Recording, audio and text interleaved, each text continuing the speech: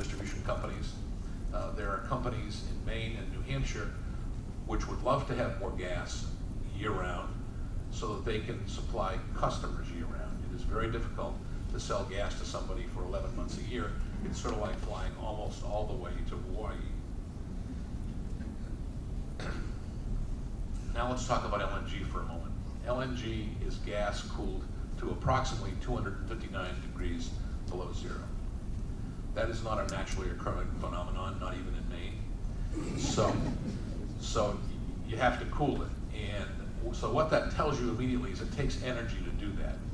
In fact, if you calculate what it takes for investment in capital and energy to make 1 million BTUs of LNG, it's about $4 to $5.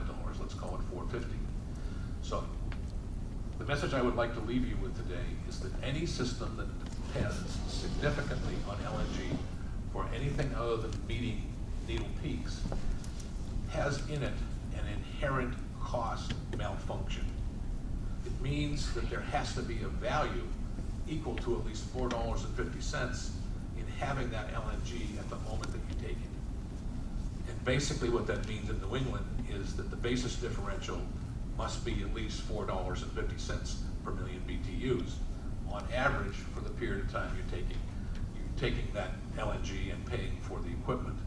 There are other ways to discuss how you pay for the equipment and costs, and I'm sure we'll hear more about those.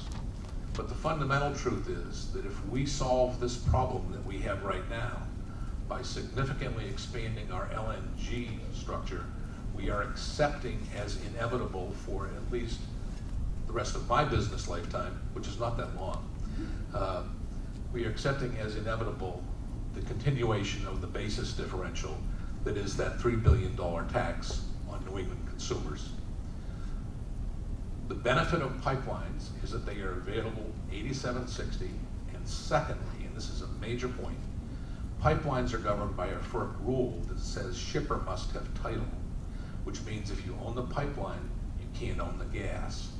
And one of the things that does is it means you can't play games with the gas. You can't make a lot of money by holding it back because you claim there's some black box phenomenon going on in the pipeline. That's not true of LNG. People who own LNG and LNG tanks, unless they happen to be subject to a regulatory requirement, which is possible, have the ability to meet the market, to raise their price, to set the market, to do what we do in competitive markets. When we build that into a pipeline solution, we build in a tax of great significance on our consumers.